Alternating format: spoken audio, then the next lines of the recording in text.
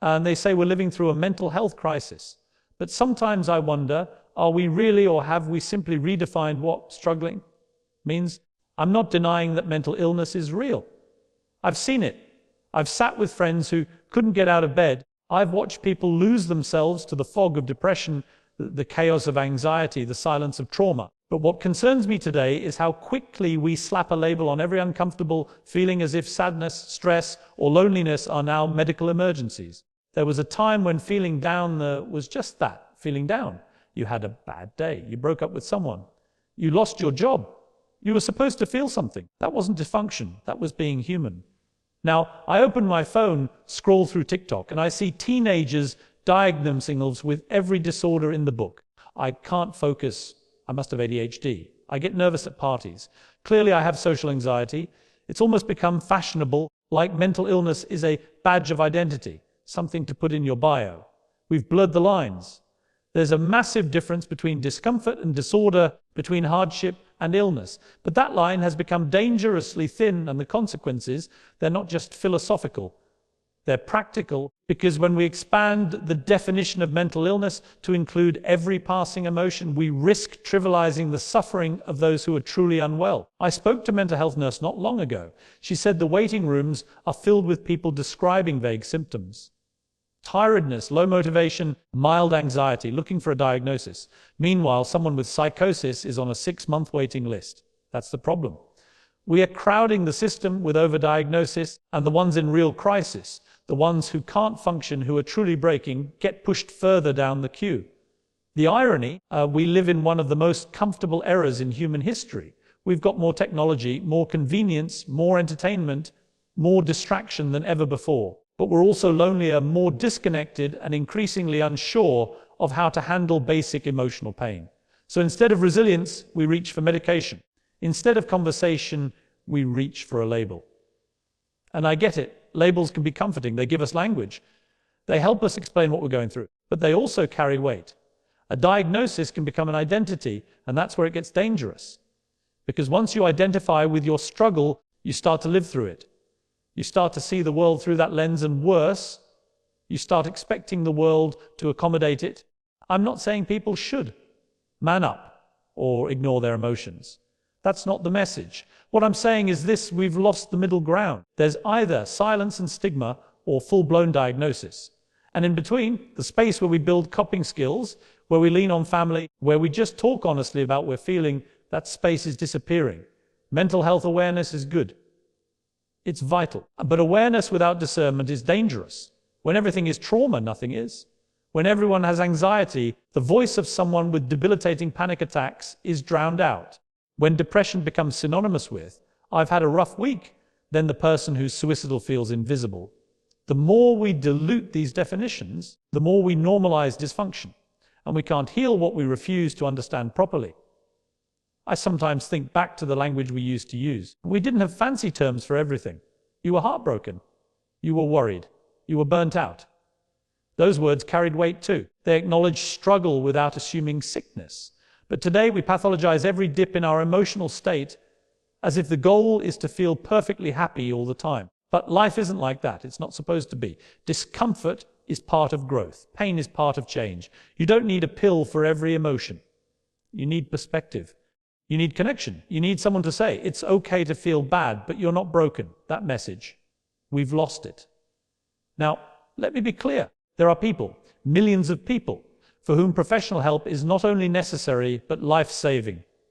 This isn't about denying their experience. This is about protecting their experience from being overshadowed by a culture that's lost its grip on emotional nuance. We need to bring back emotional literacy. We need to teach people, especially young people, that emotions are not enemies, that you can cry and not be clinically depressed, that you can worry and not have a disorder, that you can feel lost and not need a label. Sometimes what you need is a friend, a walk, a journal, a break from your screen, a deep breath. This isn't an attack on therapy or medication or mental health advocacy. It's a call for honesty, for balance, for clarity, because we can't fix what we exaggerate. And we can't care for those truly suffering if we treat every minor emotional dip like a crisis. So the next time someone tells you they're struggling, listen. But also ask, is this pain or is this pathology? Are they in need of a diagnosis? or just a human moment, because not every storm needs a siren. Some just need shelter. And sometimes that shelter is just someone who understands that being human is messy, hard, and beautifully imperfect. I've noticed something strange happening in our culture. It's like we've forgotten what it means to simply feel. Every little moment of stress, every rough patch, every dip in energy, it's no longer just life. It's a condition. It needs a name. It needs a pill. We're not just tired. We have chronic fatigue. We're not sad. We're depressed. We're not distracted. It must be ADHD. And somewhere along the way, normal human experience got rebranded as medical dysfunction. I remember a time when having a bad day was just that, a bad day, maybe even a bad week. You dealt with it, you talked to someone, you got some rest, you bounced back. Now, it feels like the default response is, go get assessed. And don't get me wrong, I believe in mental health care. Therapy saved someone I love. Medication gave them their life back. But what I'm seeing now is something else. An over-medicalization of life itself. There's a big difference between having a medical condition and going through a rough patch. But that line is blurring. We're pathologizing discomfort. We're treating emotional pain like a malfunction. And in doing so, we're turning the natural highs and lows of being human into symptoms that need to be treated. I've spoken to doctors, therapists, even teachers who say the same thing. More and more people are walking into clinics describing common human emotions and expecting clinical solutions. Why? Because we've trained ourselves to see normal feelings as problems. Social media plays a role in this for sure. You scroll through TikTok and see people listing symptoms of a disorder like a checklist. If you do these 5 things, you might have anxiety. And the list includes things like overthinking, being introverted, or not liking crowds. So now, being human is a diagnosis. The moment we started believing that every negative emotion needed to be fixed, we lost something important. We lost the ability to sit with discomfort, to learn from it. We forgot that struggle can be strengthening, that sadness can lead to growth, and that anxiety in small doses is actually part of how we survive. But we're so uncomfortable with being uncomfortable that we rush to medicalize anything that doesn't feel good. And this overreach, it's not harmless. When we turn normal feelings into disorders, we risk 2 things. First, we dilute the reality of people who are truly suffering. People with crippling anxiety, with clinical depression, with conditions that truly disrupt their ability to function. Second, we start to believe that unless we're perfectly happy, perfectly calm, and perfectly stable at all times, we're somehow broken. But life isn't perfect. It's not even supposed to be. There are days you'll feel lost. There are nights you'll cry for no clear reason. There are seasons where nothing makes sense. That's not a mental illness. That's life. And if we're constantly told that feeling bad is unnatural, we'll begin to see ourselves as defective just for being human. I've even seen this mindset in children. Kids who are shy are labeled with social anxiety. Kids who get distracted in class are told they need medication. What happened to letting children grow? To understanding that personalities take time to develop. We're medicating personalities before they've even formed. And it's not just kids. Adults are doing it too. Burned out at work. It's not just burnout. It's depression. Nervous before a date. That's not nerves. It's an anxiety disorder.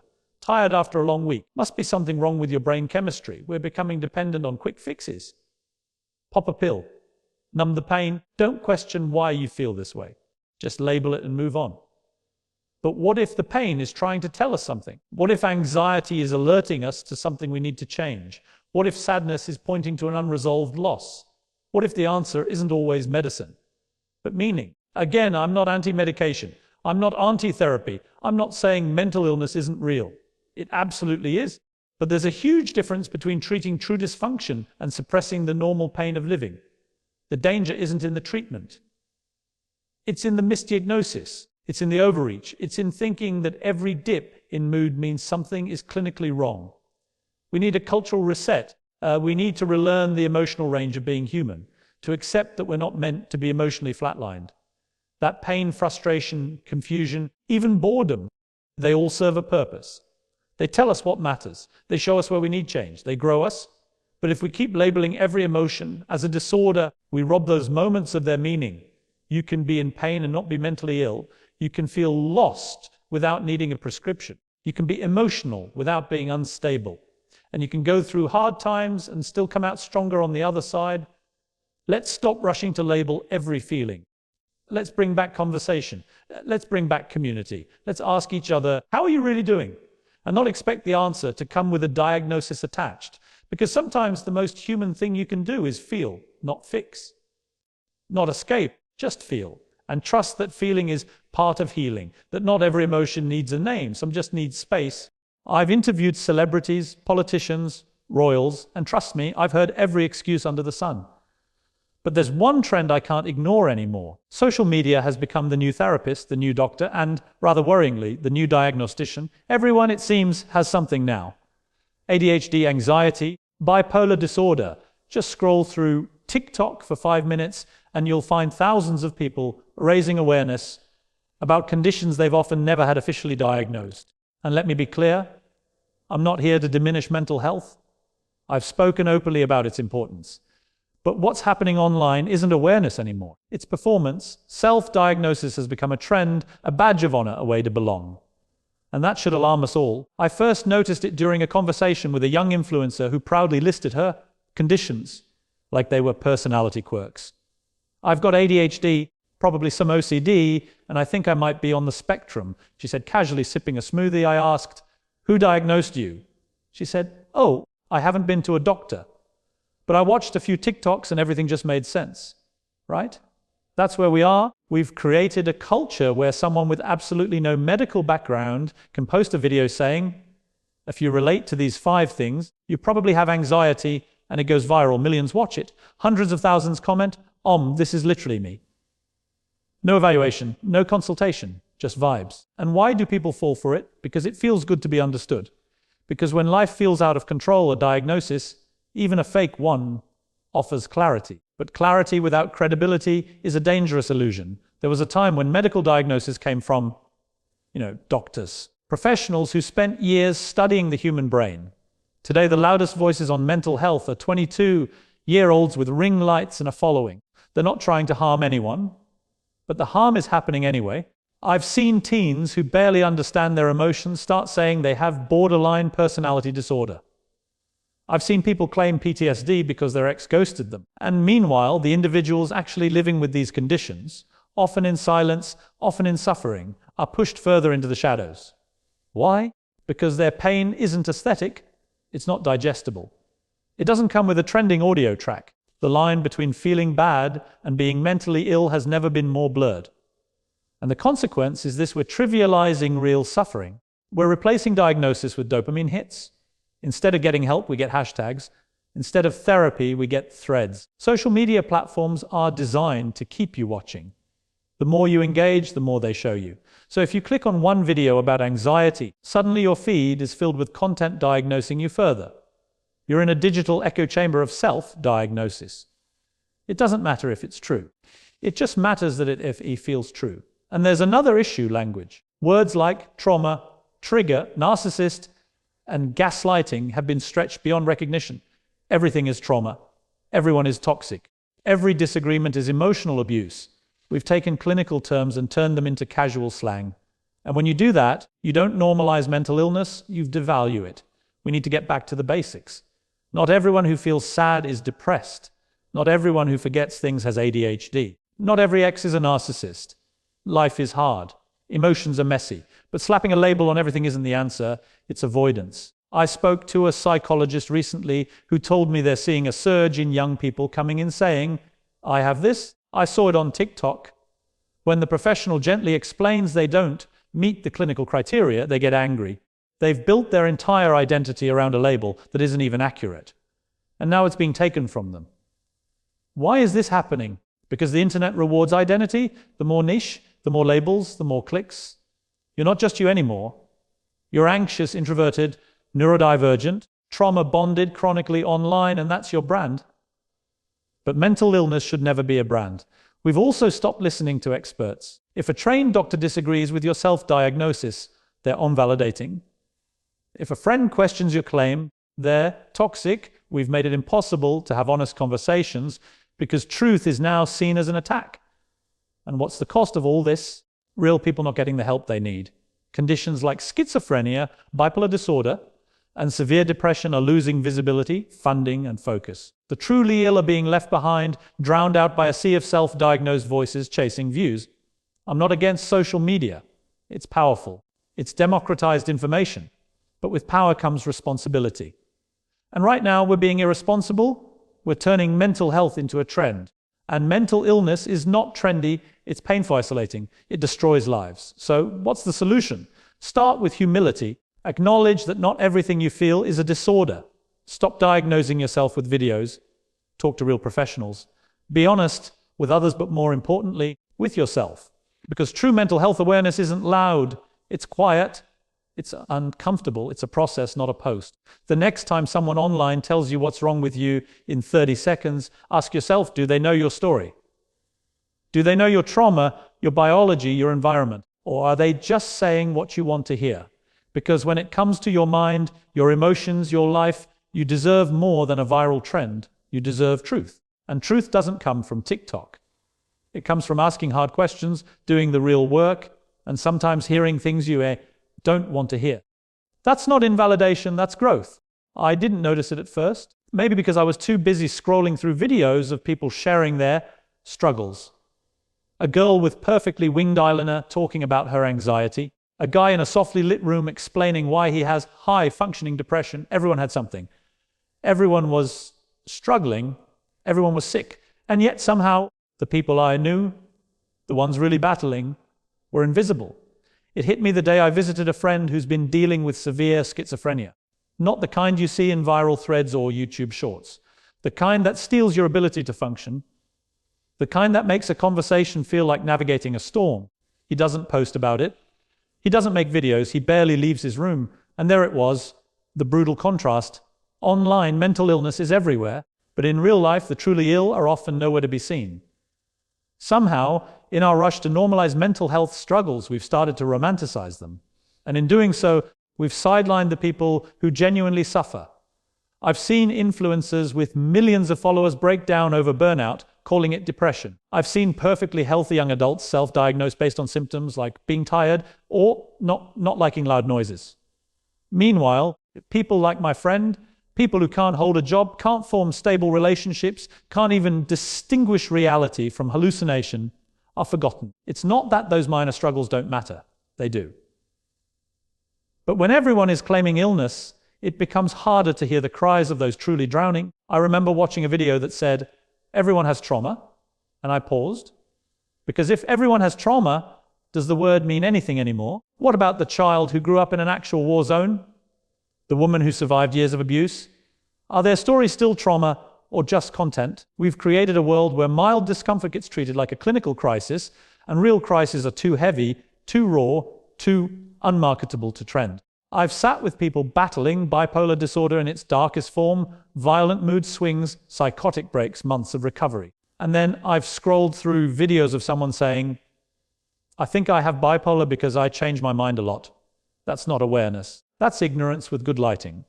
The problem isn't just overuse of labels, it's what that overuser does. It dilutes empathy. When everyone is depressed, we stop recognizing actual depression. When everyone has anxiety, we miss the silent, shaking person who hasn't left their house in days, the ones who aren't cute or clickable, the ones who don't know how to talk about their pain because the internet version looks nothing like theirs. I know someone who's battled anorexia since she was 13. She doesn't post what I eat in a day videos. She doesn't wear matching workout sets or film herself crying for likes. She's just trying to survive. And every time she hears someone joke about feeling so anorexic today, because they skipped lunch, it cuts deeper than they realize. Because while they're using it for views, she's using every ounce of strength just to eat a meal. That's the thing about the truly ill. They're not performing, they're enduring. And endurance doesn't trend. We say we want to destigmatize mental illness, and that's important. But we've confused visibility with understanding. Just because you see more posts doesn't mean we've become more compassionate. In fact, in some ways, we've become numb. We scroll past real pain because we've seen too many versions of the fake one. There's a silence around the truly sick that no amount of hashtags can fix. I've seen the hospital rooms. I've seen the families who don't sleep, the caregivers who lose years of their lives trying to keep someone else alive. None of that gets a million likes. There's no filter for it. Just raw reality, and we're not good at sitting with that anymore. I'm not saying we should gatekeep mental health, but I am saying we need to start recognizing the difference between a bad day and a breakdown, between needing a break and needing a hospital bed, between someone venting online and someone who literally can't speak for themselves anymore. We need to stop turning mental illness into an accessory. It's not a personality trait, it's not a niche, it's not a way to build an audience. It's a deeply painful, often invisible war that some people fight every single day without the luxury of turning into content. And the more we blur the lines, the more we fail the people who need us most. They get less funding, fewer resources, less attention, because the spotlight is busy shining on people who don't actually need it. That's the tragedy. Not that people are talking about mental health, but that the voices we should be listening to are the ones being drowned out. So next time you hear someone casually say, "I'm so OCD," or "I totally have PTSD from that exam," pause, think. Ask yourself who we're forgetting while we throw around those terms. Because the truly ill, they don't always have the words, they don't always have the strength. And if we keep chasing clicks over compassion, they'll keep suffering in silence. And that silence, that unbearable, aching silence, is louder than any viral video.